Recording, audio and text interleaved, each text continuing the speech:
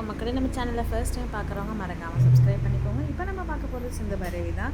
சிவா வந்து பார்த்தீங்கன்னா ஸ்னேகாவை வந்து அவர் பர்த்டே பார்ட்டியில் அசிங்கப்படுத்திட்டாங்க வந்துடுறாரு. ஏன்னா வந்து ஸ்னேகா வந்து சிவா கிட்ட தப்பாக நடந்துக்கிறதுனால வந்து இதை வந்து சிந்து பார்த்துட்டு ரொம்ப சந்தோஷத்தில் இருக்காங்க.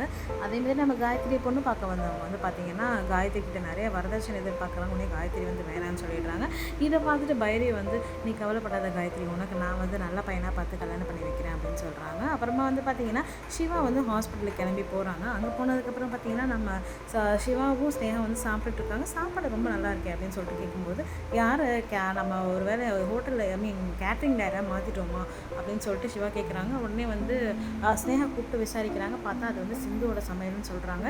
சிந்து உடனே உள்ளே வராங்க. டாக்டர் நான் தான் சமைச்சு எடுத்துகிட்டு வந்தேன், நீ இனிமேல் ஹோட்டல் இங்கெல்லாம் சாப்பிட வேண்டாம், ஹோட்டலெலாம் சாப்பிட வேண்டாம், நானே உனக்கு சமைச்சு எடுத்துகிட்டு வரேன், எனக்கு உடம்பு தான் முக்கியம் அப்படின்னு சொல்லிட்டு சொன்ன உடனே ஸ்னேகா உடனே வந்து சிந்து எல்லாரும் முன்னாடி கத்த ஆரம்பிச்சிடுறாங்க.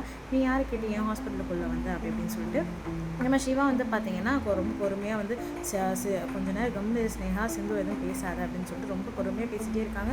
ஒரு பாயிண்டில் இரு சிவா, நீ எதுக்கு அவளுக்கு சப்போர்ட் பண்ணுற, நீ என்ன லவ் பண்ணுறியோ அவ்வளோ லவ் பண்ணுறேன் அப்படின்னு சொன்ன உடனே எல்லாருமே வந்து உடனே பேச ஆரம்பிச்சா. என்ன லவ் பண்ணுறாங்களா, என்ன சொல்கிறாங்க, அவருக்கு தான் கல்யாணம் ஆகிடுச்சு அப்படின்னு சொல்லிட்டு உடனே சிவா செம்ம டென்ஷன் ஆகிற. ஸ்னேகா ஸ்டாப், இவ்வளோ தான் உனக்கு லிமிட்டு, எதுக்கு தேவையெல்லாம் பேசிகிட்டு இருக்கா, அவன் என்ன பண்ணிட்டா, இப்போ சாப்பாடு தானே எடுத்துகிட்டு வந்தான், அதுக்கு எதுக்கு நீ அவ்வளோ கத்துற, அதே மாதிரி நான் யாரையும் இங்கே லவ்லாம் பண்ணலை, முதல்ல அதை புரிஞ்சுக்கோ, எனக்கு இது கூட கல்யாணம் ஆகிடுச்சு, நீ முதல்ல அதை ஏற்றுக்கோ, தேவையில்லாமல் பேசிகிட்டு இருக்காங்க அப்படின்னு சொல்லிட்டு அங்கே வந்து சிந்துவை நீ கிளம்பு சிந்து வீட்டுக்கு அப்படின்னு சொல்லிட்டு சொல்லிட்டு நம்ம சிவாவும் வந்து பார்த்தீங்கன்னா அங்கே வந்து கிளம்பிடுறாரு. ஸ்னேகா வந்து சமதிர்ச்சியில் இருக்காங்க.